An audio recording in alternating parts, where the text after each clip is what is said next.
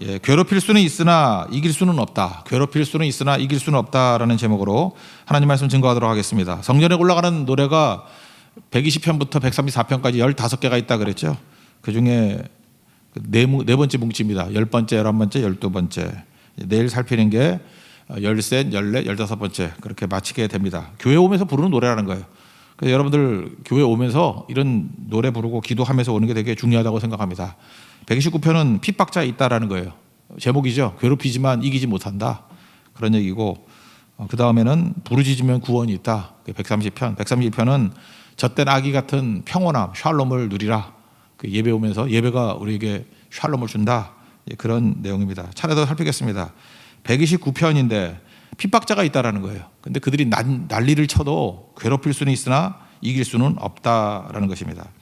우리 크리스찬이 당하는 핍박 그런 걸 얘기하고 있습니다. 알게 모르게 자꾸만 핍박하잖아요. 근데 하나님께서 멸망하도록 놔두지 않는다는 것입니다. 왜요? 역사하시기 때문에 그렇다는 거예요.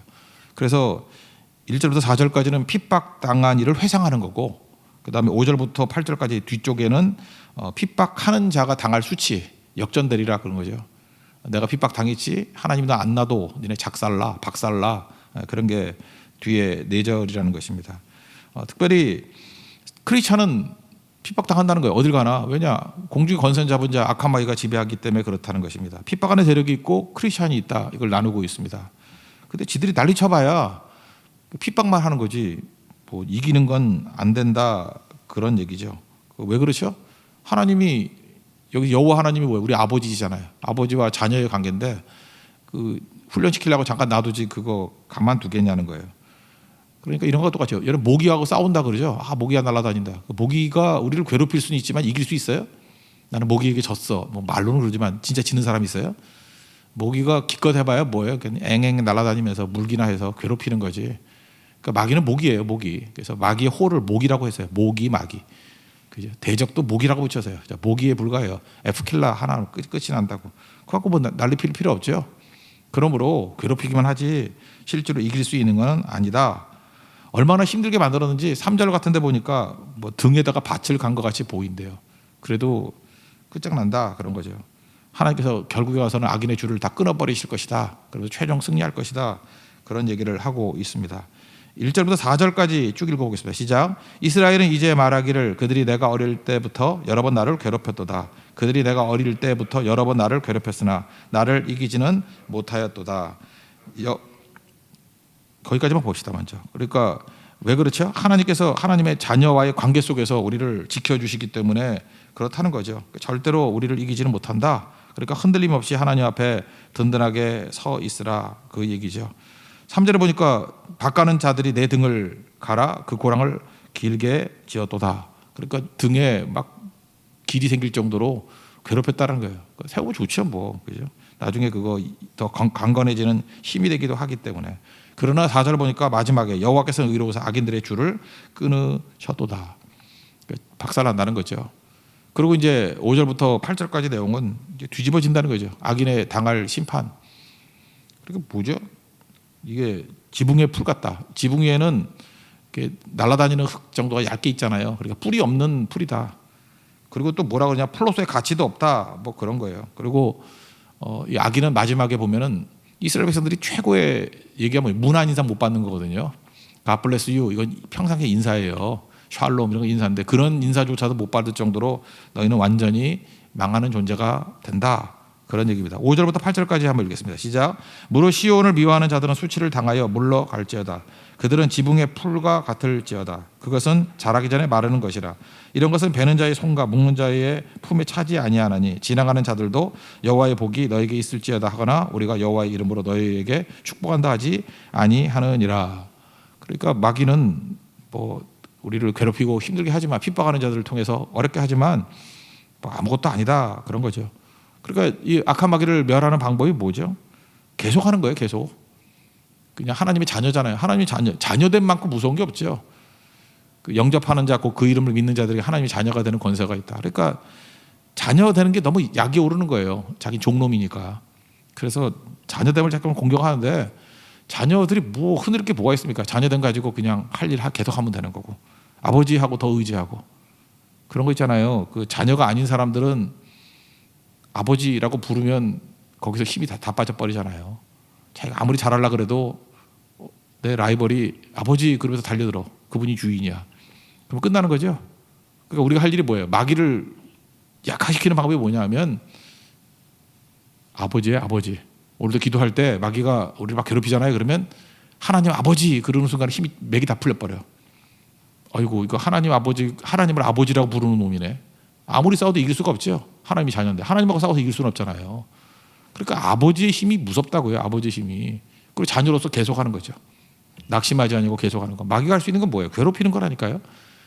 자녀를 좀 타락한 자녀 만드는 거, 좀 일 제대로 못하는 자녀 만드는 거, 좀 캥거루 족같이 좀 반푸지 같은 자녀 만드는 거, 그 정도가 마귀가 할 수 있는 일이라는 거예요.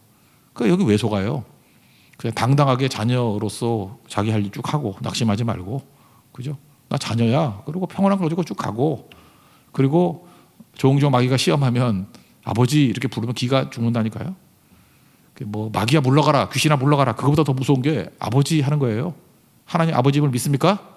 아버지 불러서 승리하는 하나님의 거룩한 종 되기를 바랍니다. 그다음 130편은 이게 뭐 대표적인 7가지 참회시 중에 하나죠. 깊은 곳 그러면 원래 원문의 뜻은 깊은 물이란 뜻이에요. 험한 시험 물 속에서 400대 찬송하고 똑같아요. 이스라엘 백성들은 물이 혼돈이라 그랬잖아요. 바다가 혼돈. 그러니까 가장 큰 어려움이 뭐냐 하면은 물에 빠졌다는 거예요. 그것도 깊은 물. 무서운 거죠. 깊은 물. 구덩이보다 더 무서운 거예요. 구덩이인데 요셉이 구덩이에 빠졌는데 뭐가 없어요? 물이 없어. 그러면 살만한 거예요. 제일 무서운 게 뭐예요? 물이 있는 구덩이. 그럼 죽는 거예요. 그리고 물이라는 거 바다 그러면 그 리오야단, 레바이어단 그 괴물이 나오는 곳이에요. 물이 항상 혼돈이고 마귀가 사는 곳, 마귀가 기어 나오는 곳 그런 곳이에요. 험한 시험 물속 이게 되게 무서운 거거든요. 깊은 곳, 깊은 물속 그런 뜻이라는 것입니다. 그러니까 우리 삶 속에서 깊은 곳 그러면 뭐가 있겠어요? 뭐 어려움 당하고 고난 당하고 뭐 그런 거죠. 온갖 난관들 그때 부르짖으면 건져 주신다 그런 거죠. 1절부터 6절까지 밸런스가 좀 깨지는데 6절은 내가 깊은 곳에서 부르짖었더니 응답해 주셨다 그런 거고 7절 8절은 나도 용서받고 구원받았듯이 너희도 그렇게 해 하는 권면이에요. 아주 간단하죠. 내가 구원받았다 6절까지 7, 8절 너희도 그렇게 해서 구원받아 그런 얘기죠. 특별히 처음에는 깊은 곳에 있으니까 약간 좀 당당한 것 같아요. 하나님 어찌하여 하면서 우리도 고난 당하면서도 약간 좀 당당한 게 있죠. 왜 당당하죠? 내가 이게 의를 위해서 핍박을 당한다 이런 생각을 하고 대부분 자기는 잘못됐다고 생각 안 하잖아요. 그죠? 내가 저 나쁜 놈 때문에 내가 이 어려움 당한다. 그래서 항상 원인을 밖에서 찾고 환경에서 찾고 그런다고요. 그런 분위기가 1, 2절에 나오죠. 1, 2절 한번 읽어보겠습니다. 시작. 여호와여 내가 깊은 곳에서 주께 부르짖었나이다. 주여 내 소리를 들으시며 나의 부르짖는 소리에 귀를 기울이소서. 약간은 좀 당당하죠. 담대하죠. 우리도 기도 처음 시작할 때 그러잖아요. 하나님 왜 내가 억울하게 이런 상황에 처하게 됩니까? 나는 주님만 찾고 있는데 왜 이런 어려움 가운데 처하게 됩니까? 근데 기도 응답이 없어. 기도 응답이 없는 것도 응답인 거 아시죠? 막 부르짖고 하는데 응답이 없어. 응답이 없으면은 지치는 거거든요. 그게 목표예요. 지치는 게 목표야. 그 지치면은 한 번쯤 이런 생각하죠. 내가 죄가 있어 그런 거 아닌가? 자기를 보게 되잖아요. 사람은 지치기 이전에는요. 너를 봐요. 너를. 근데 기도하다 지치면 비로소 거울 앞에 놓여서 나를 본다고. 내가 죄인일 수 있네. 이런 거죠. 그래서 내가 죄인이라 그러면 하나님 앞에 설 수 없겠네. 그리고 이 죄를 보니까 내가 해결 못하는 거예요. 하나님만이 이 죄를 해결할 수 있고 나를 구원할 수 있겠네 라고 하면서 1, 2절에 당당하면서 응답이 없으니까 3, 4절에 하나님 앞에서 나 자신을 쳐다보고 나의 죄를 씻어주시고 구원하실 분은 주님밖에 없습니다. 사유가 용서거든요. 용서는 하나님밖에 없습니다. 그런 고백으로 간다는 것입니다. 이게 단계예요. 3절 4절 한번 읽겠습니다. 시작. 여호와여 주께서 죄악을 지켜보실진대 주여 누가 서리까? 그러나 사유하심이 주께 있으면 주를 경외하게 하심이니라. 내 죄를 보니까 답답한 거예요. 답이 없는데 주님이 용서해 주십니다. 그래서 이제 어떻게 돼요? 답은 하나님밖에 없으니까 이제는 기다림 중에 최고의 기다림은 하나님을 기다리는 거예요. 근데 제일 기다리는 사람이 누구죠? 그 파수꾼 있죠. 보초 서는 사람이 아침 기다리는 것보다 더 한 게 없죠. 무섭기도 하고 졸리기도 하고. 그래서 이게 보초 쓸 때 1시간 이렇게 쓰잖아요. 뭐 2시간, 3시간 쓰라 그러면 아마 나가 떨어질 걸. 자야 되는 거. 그래서 파수꾼이 아침 기다리는 것보다 내가 주님을 더 기다립니다. 비유가 참 기가 막히죠. 이건 전부 다 한번 보초를 세워봐야 다 아는 건데, 그죠? 꼬박 세우면서 보초를 세워봐야 이런 건 한번 경험해봤으면 좋겠어요, 그죠? 성도들 어디 성교나 이런 데 가가지고 잠 안 재고 보초 서, 그리고 가끔 나가가지고 보초 제대로 안 쓰면 그냥 뺑뺑이 돌리고 막 이런 거 해보면 이게 억지로, 그죠? 억지로.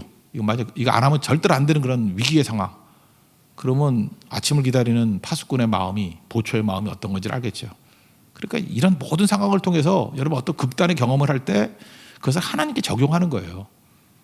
파수꾼 해봤거든. 아침에 얼마나 기다리는지. 남자들 같은 군대 가면 그러죠. 국방부의 시간에 안 간다 그러잖아요. 그죠? 안 간다.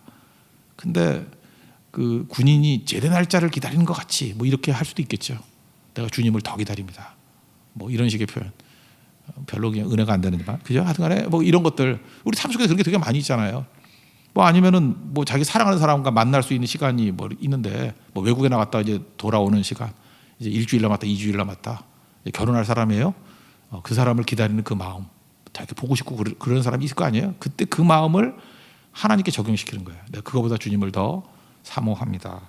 5절 6절 읽겠습니다. 시작. 나고 내 영혼은 여호와를 기다리며 나는 주의 말씀을 바라는도다. 파수꾼이 아침을 기다림보다 내 영혼이 주를 더 기다리나니 참으로 파수꾼이 아침을 기다림보다 더하도다. 핵심이 뭐예요? 우리는 how to를 얘기를 해요. how to. 어떻게 이 문제를 풀어갈 것인가. 근데 성경은 how to를 얘기한 적이 별로 없어요. how to 안다고 네가 푸냐? 뭐 우리가 몰라서 못 푸나? 능력이 없어서 못 푸는 거지. 그래서 뭐 who to라는 말이 있나? who to, where to. 누구한테 가느냐예요. 누구한테 가느냐. 그래서 하나님께 whom to, 누구한테 가느냐. 하나님께 가는 거죠. 그러니까 하나님께 가면 되는 거예요. 거기서 해결이 되는 거지. 내가 해결할 수 있는 게 아니다. 그런 얘기를 하는 것입니다. 그래서 부르짖으면 은혜가 있다.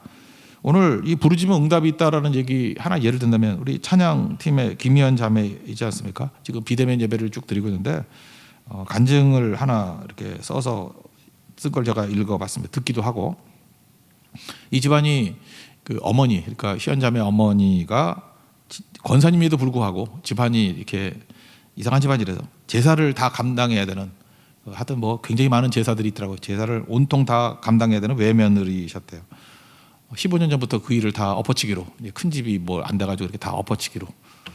그래서 그때부터 기도를 했답니다. 믿어야죠. 기도를 했다고. 예. 제사를 드리지 않게 해주세요. 근데 세지 않았겠죠. 그러니까 15년 동안 지속이 됐겠지. 게다가 이번에 비대면 예배를 드릴 때 뭐 몇 명 없잖아요. 그래서 제가 그런 얘기를 했어요. 진짜 컨디션이 좋든 안 좋든 무조건 찬양, 이 코로나 바이러스 끝날 때까지 가라. 그래서 선택은 두 가지다. 찬양팀에 서든지 죽든지 둘 중에 하나다. 뭐 성대 결절이 있다 그러던데 성대 작살이 나기 전에까지는 하라. 이렇게 얘기를 했거든요. 결절이 나더라도 계속 부르면 서편제도 있고 동편제도 있고 다 있다고. 예. 그렇게 얘기를 했습니다. 그래서 진짜 계속 쓰는 것 같아요. 근데 최근에 이제 비대면 예배를 이렇게 쭉 드리다가 할아버지가 오래 사시거든요. 96세 되시는 분인데 아마 마포 쪽에 고가의 아파트라 그러는데 얼마나 비싼지 모르겠어. 고가의 아파트라니까. 하여튼 뭐 비싸다고 합시다. 뭐 한 20억쯤 한다고 합시다. 예, 그 정도로. 예. 근데 그 아버지하고 고모들이 많은가 봐요. 고모들이. 이제 이 집 고모들이 만만치가 않아요. 뭐 현재 국회의원도 있을 정도로 이렇게 센 여자들이야. 다 센 여자들. 근데 지들끼리 작당을 해가지고 그 집을 제 아버지를 모시고 있는 고모에게 주기로 했대요. 아버지와 플러스 고모들이. 여기에 배제된 어머니가 열이 팍 받아져가지고 열받는 것도 은혜죠. 그죠? 식음을 전폐하시고 힘들어하는 시간이 있었는데 그때 설교 말씀을 듣고 누가 어려움을 당하고 있을 때 옆에 가가지고 입 바른 소리 하지 말고 조용히 앉아서 들어주고 밥해주고 청소해주고 하면 된다. 그 일을 했답니다. 근데 어머니가 예배드리다가 너무 열받아 가셔가지고 내가 미쳤다고 제사를 드려 하는 어머니 마음이 된 거예요. 그래서 얘야 희연아 준비해라. 차에다가 제사 용품 싹 준비해라. 그래놓고 아마 이 집안이 돈이 많은가 봐. 가족 소유의 텃밭이 있대요. 경기도 광주에. 거기에 가가지고 잔뜩 모아놓고 일단 사진 하나 찍어놓고 증명사진. 예. 그리고 불을 질러버렸어요. 사진 한번 띄워보세요. 예. 이렇게 됐습니다. 이렇게 해가지고 이렇게 불을 지르는 걸. 예. 약간은 좀 조작 같기도 한데 하여튼 이렇게 됐어요. 그죠? 예. 예. 그래 됐습니다. 예. 이렇게 해가지고 다 끝나게 되었다. 잘 보세요. 우리가 지금 비대면 예배를 드리고 할 때 우리가 회중 예배를 모여서 드리는 것도 은혜가 되지만 지금 이게 하나님께서 우리에게 주신 좋은 기회인 것들이 뭐예요? 가정이 예배의 센터가 돼버리는 거거든요. 가정을 중심으로 예배드리고 하다 보니까 이제는 가정 문제는 덮어놓고 교회 와가지고 교회 문제만 있는지 알고 이렇게 살아갔잖아요. 근데 가정 속에 하나님의 임재가 있고 예배가 있고 기도가 있고 부르짖음이 있고 하니까 거기에 있는 마귀가 장난치는 것들이 드러나기 시작하는 거예요. 그리고 부딪히니까 하나님의 능력으로 깨지기 시작하는 것이고, 사실 그런 얘기 많이 하죠. 교회 같은 가정이 제일 좋다고. 그죠? 교회는 가정 같은 교회가 좋다고. 그래서 교회와 가정은 하나님이 만드신 두 가지 제도고 미러 이미지라고. 근데 사실은 가정이 건강해야 교회도 건강한 거거든요. 교회가 건강해지면 가정도 건강해지고. 근데 이제 가정이 다 도외시 돼버리고 교회 너무 중심이 돼버렸잖아요. 이 건물로서의 교회. 사실 이런 기회가 어떻게 보면 우리가 안식이 될 수도 있는 거 아닙니까? 무게 중심이 너무 한쪽에 몰려 있으니까 가정에 들어가서 가정이 예배 중심이 되는 거죠. 그때 이런 응답이 있더라는 거예요. 한 가정의 얘기인데 깊은 곳이죠. 내가 깊은 험한 시험 물속에서 부르짖었더니 하나님께서 응답해 주셨다. 그 얘기예요. 그러므로 7, 8절은 뭐죠? 다른 사람들도 이렇게 해서 예배를 통해서 하나님의 응답과 기적을 체험하기를 원합니다 라고 하는 권면이에요. 7절, 8절 읽겠습니다. 시작. 이스라엘아 여호와를 바랄지어다. 여호와께서는 인자하신가 풍성한 속량이 있음이라. 그가 이스라엘을 그의 모든 죄악에서 속량하시리로다. 핵심은 뭐예요? 깊은 곳, 가장 어려운 상황에서 15년 동안 제사가 사라지지 않는 그런 덤텅이, 이 제사의 짐이라는 게 얼마나 괴로운 겁니까? 그죠? 거기서 하나님께서 이 비대면 예배 또 어떤 사건들을 통해 가지고 그냥 한순간에 끝내버리시고 태우고 왔대요. 아까도 얘기했지만 나갈 때 아버지를 만났는데 아버지가 면목이 없잖아요. 집을 넘겼으니까. 그죠? 그래서 아버지가 두 손 들고 두 발 들고 그냥 가더라. 그러니까 하나님께서 어떻게 일하실지 모르는 거죠. 그러니까 이런 계기를 통해서 하나님 앞에서 바른 예배자로 서는 그런 계기가 되기를 원합니다. 131편인데 여기서 샬롬이에요. 평온. 근데 비유를 들었죠. 젖된 아이의 평온이 임하기를 원합니다. 불행한 사람의 특징이 뭡니까? 천만금이 있더라도 평온이 없는 거예요. 평안이 없는 거예요. 샬롬이 없는 거예요. 그것만큼 불행한 게 있어요. 그러면 최고의 행복한 사람은 누구예요? 젖된 아이 같은 평온함이 있는 거. 2절을 한번 읽어보겠습니다. 시작. 실로 내가 내 영혼으로 고요하고 평온하게 하기를 젖된 아이가 그의 어머니 품에 있음 같게 하였나니 내 영혼이 젖된 아이와 같도다. 요즘에 무슨 모유 수유를 해야지 젖대는 건지 아닌 건지를 알지. 젖대는 중과 젖댄 것과 차이점이 뭘까요? 저도 잘은 몰라요. 우리 애들 그래도 모유를 먹였는데 너무 가물가물해. 너무 옛날이라서. 근데 제가 더 기억이 잘 나는 것 같아요. 유태인들은요 늦게까지 젖을 먹입니다. 만 3살까지 36개월. 제가 그랬던 것 같아요. 제가 뛰어 놀다가 와가지고 어머니 젖 먹고 그랬던 것 같아요. 저도 36개월 정도 젖을 먹었던 것 같아요. 그래서 그런지 잔병이 별로 없었던 것 같아. 그렇게 얘기를 하더라. 내가 쇠뇌가 되는지 모르지만 우리 어머니가 맨날 그랬어요. 네가 모유를 오래 먹어가지고 건강하다. 맨날 이거 어렸을 때 그거에 쇠뇌가 된 것 같아. 그러므로 말은 안 하지만 내가 훌륭한 엄마다. 이런 뜻으로 얘기했던 것 같아요. 그죠? 그래서 그게 듣기 싫어가지고 인정은 별로 안 했지만 진짜 잔병이 별로 없었던 것 같아요. 모유를 진짜 3년 먹었던 것 같아요. 근데 유태인들이 이렇게 해요. 창세기 21장에 보면요. 젖대는 것을 기념해가지고 이삭이 젖대는 걸 기념해가지고 아브라함이 잔치를 벌입니다. 잔치를 벌여요. 21장 8절인데 창세기 아이가 자라매 젖을 떼고 이삭이 젖을 떼는 날에 아브라함이 큰 잔치를 베풀었더라. 그러니까 젖대는 날 잔치를 베풀 거예요. 그러니까 만 3년이에요. 36개월. 그리고 우리 한국 나이로 5살이죠. 사라가 본즉 아브라함의 아들 애굽 여인 하갈의 아들 누구예요? 이스마엘이 이삭을 놀리는지라. 옛날 성경에 희롱하는지라. 그러니까 아주 어린애 같으면 희롱이 돼야 안 돼요. 안 되죠. 그러니까 뭘 놀려도 될 만큼의 나이야. 그래 5살 막 뛰어다니잖아요. 그죠? 그때가 젖대는 날이야. 그러니까 이스라엘 사람들은 만 3살까지 젖을 먹인다. 이게 맞는 거죠. 예, 그러니까 젖대는 경험이 큰 거죠. 이게 뭐 충격이지. 또 한 가지 볼 수 있는 게 사무엘이거든요. 사무엘이 엘리 제사장에게 갖다 바치잖아요. 거기서 이제 지내라. 사무엘상 1장 24절 보니까 젖을 뗀 후에 그를 데리고 올라갈세요. 그러죠. 그 젖을 뗀 후에 그를 데리고 올라갈 때 말도 할 줄 알고 뭐 의식도 있고 그랬던 것 같아. 너 여기 있어. 그럴 때 얘 어머니 이렇게 말할 정도니까 그 젖을 굉장히 오래 먹는 거죠. 유태인들은. 여기서 나오는 게 뭐냐면 젖을 떼는 게 늦으면 늦을수록 젖뗄 때 그 두려움이 크다라는 거예요. 그래서 이렇게 3년 정도 젖을 먹으면요 쓴 인생 경험이래요. 젖대는 게. 믿었던 애미가 저거 왜 이러나. 어제까지 잘 주다가 왜 오늘 안 줄라 그러나. 그래서 아이가 젖을 때 느끼는 감정, 그러니까 아주 깐난하기 때는 말을 안 하니까 모르는 건데 얘는 표현을 하잖아요. 심리적으로 죽음 상태에 놓이게 된대요. 나 죽었다. 이제 어떻게 사나. 그죠? 경제 공황같이 모유 공황이야. 이제 나 뭐 먹고 사나. 죽었다. 그래서 젖달라 그럴 때 며칠 동안 막 싸움이 벌어진대요. 욕심 때문에. 욕심이 사라지지 않은 거예요. 왜 젖을 안 주는 거야. 그리고 떼를 쓰고, 그죠? 늘 안달하고. 그러니까 젖 떼는 중에 있는 아이는 뭐가 없어요? 평온이 없어요. 샬롬이 없어요. 근데 어느 순간 젖을 뗐습니다. 떼고 그다음에 뭐 이유식을 먹든지 밥을 먹든지 이렇게 해버리면 생각보다 모유보다 밥이 더 맛있거든. 이 맛있는 걸 내가 모르고 미쳤다고 내가 때를 썼네. 이런 게 딱 깨닫게 되는 거예요. 물론 며칠 사이지만 보채지 않아요. 이제는 젖을 구하는 게 아니라 엄마 품만으로도 만족할 수 있는 거예요. 이걸 성경에 뭐라 그래요? 고요와 평온함. 하나님 앞에서 우리가 내가 생각할 때 이거 없으면 죽겠다고 하는 것들이 젖이거든. 근데 하나님께서는 성장하면 이거 말고 이제 만나 말고 농사 지어 먹으라. 그러면 이게 위험한 게 아니잖아요. 내가 너를 성인 되게 만들었다 그런 얘기 아니에요. 그때 심리적으로 죽음 상태에 놓인다는 거예요. 그래도 하나님께서 나를 보호하시고 공급해 주시겠지라고 믿는 평온함. 이게 예배 때의 평온함이에요. 여러분 초신자 때는 하나님께서 이렇게 직접 나타나셔가지고 미주알 고주알 다 응답해 주실 때도 있지만 성숙하게 되면요 하나님께서 이렇게 뭐 자잘한 것들 그냥 응답 안 하시는 것 같이 보이기도 하고 우리가 판단하고 우리가 하나님의 인도하심 가운데 동행하면서 이루기에 하시는 것들이 되게 많거든요. 만나가 그치고 농사 지어 먹으라고 하는 가나안 땅의 모습 같은 걸 줄 때가 있다고. 그래도 평안한 거예요. 왜? 직접적인 게 안 오더라도 하나님께서 내게 능력 주시고 힘 주시고 공급해 주신다는 것을 믿기 때문에 그렇다라는 것입니다. 그래서 신앙이들 가운데 예수 믿는데도 행복하지 않은 사람이 있어요. 평온이 없을 때 행복하지 않아요.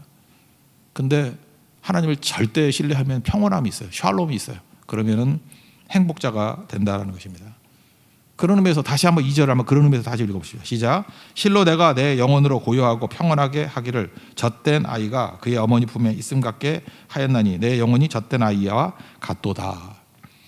그러면은 이렇게 평온함을 누리게 되는 거 구체적으로 1절과 3절 같은 데 보면 몇 가지 나오는데 우리가 마음이 평온해지기 위해서 필요한 게 뭐냐면 아까도 얘기했잖아요. 내 욕심이라고 교만, 오만 이게 사라져야 돼요. 교만, 오만. 1절 한 중간까지 한번 읽어봅시다. 시작. 여호와여 내 마음이 교만하지 아니하고 내 눈이 오만하지 아니하오며. 그러니까 교만이 뭐예요? 나 중심인 거. 그럼 평온이 없어요. 그리고 두 번째는 또 뭐가 있냐 하면은 분수를 하는 거예요. 분수를. 1절 하반절 보니까 내가 큰 일과 감당하지 못할 놀라운 일을 하려고 힘쓰지 아니하나이다. 그러니까 분수를 알아야 된다는 거예요. 맨날 그 욕심 때문에 큰 일을 해야 되고 감당하지 못할 일 잠깐 그거 하려고 난리치고 그러는 거라고. 그러면 안 되는 거죠. 여러분 그 로마서 12장 1절 2절 보니까 뭐 다 아는 얘기잖아요. 그죠? 거룩한 산제물로 드리라. 이것이 너희에게 드릴 뭐 영적 예배니라. 그리고 뭐 하나님의 선하시고 기뻐하시고 온전한 뜻이 무엇인지 분별하라. 1, 2절 참 멋진 얘기죠. 예배자 되고 하나님의 뜻대로 살아가는 인생이 되라. 근데 곧장 3절에 뭐라고 나오는지 알아요? 내게 주신 은혜 The grace given to you given to me. 내게 주신 은혜가 있어요. 내게 주신 은혜로 말미암아 각 사람에게 말하느니 마땅히 생각할 그 이상의 생각을 품지 말고 하나님께서 각 사람에게 나눠주신 믿음의 분량만큼만 지혜롭게 생각을 해요. 뭐야 이게? 무슨 얘기예요? 분수를 알라. 분수를 알라. 이게 되게 중요한 것입니다. 어떤 사람은요 평온이 없어요. 이유가 뭐냐면 예수를 믿는데 야심으로 살아요. 나 그 사람 그런 사람들 눈을 볼 때 난 너무 무서워. 막 눈에서 불이 이글이글 타올라. 야심. 세상에서 제일 나쁜 말이 야심가라는 말이에요. 저 사람은 야심가야. 무섭죠. 교회로 오는데 무슨 자기 욕심이 있어. 야심이 있고. 어떤 목사님을 만나면 너무 야심이 강해. 딱 하는데 뭐 저는 목표가 10,000명 교인 뭐 이래요. 그 하나님이 주시면 주는 거지 무슨 자기 목표가 있어. 막 이글이글. 거기서 성령의 불이 느껴지는 게 아니라 무슨 이상한 불이 느껴져. 그죠? 그리고 우리 후배들한테도 그래요. 맨날 뭐 와가지고 목사님 내가 뭐가 되겠습니다. 우리는 뭐가 되는 존재가 아니에요. 따르는 존재지. 주님 따라가는 존재지. 뭐가 되기는 되긴 되지. 교만한 자가 되지. 오만한 자가 되지. 되긴 뭐가 되기는. 맨날 뭐가 되겠다고 하는 사람들 난 진짜 무섭다고 생각해. 되겠다. 작은 일에 충성하십시오. 작은 일에 하나님께 맡겨주신 일에 충성하다 보면 하나님 살아계신 하나님이에요. 우리에게 길이 이끌어주지 않겠냐고 그걸로 쭉 가는 거지. 이렇게 야신가들이 자기 야신 못 이루면요 남 시기 질투해. 사울왕 같이. 사울왕이 야심가기 때문에. 야심이 뭐예요? 사울은 만만 이걸 듣고 싶었어. 근데 사울은 천천히고 다윗이 만만. 내가 만만해야 되는데 저놈이 만만이야. 그렇게 열받는 거죠. 그러니까 시기 질투 평생 그거 죽이려고 그러고. 지금도 마찬가지예요. 누구한테 가서 욕하고 악플 달고 막 이런 사람들 보면은 되지도 않는 놈이 야심이 있어서 그래. 하나님 앞에서 나는 병자입니다. 죄인입니다. 구원받은 게 어딥니까? 하나님 보내주시면 가겠습니다 하고 하는 사람에게 야심이 어디 있어요? 우리 종인데 주인의 명령이 있을 뿐이고 가라면 가고 서라면 서고 발령은 하나님이 내시는 거죠. 야심으로 살면 안 돼요. 분수를 알아야 돼. 분수를. 겸손하게 분수를 알고. 그리고 중요한 게 뭐예요? 하나님 바라보는 거예요. 3절을 보니까 이스라엘아 지금부터 영원까지 여호와를 바랄지어다.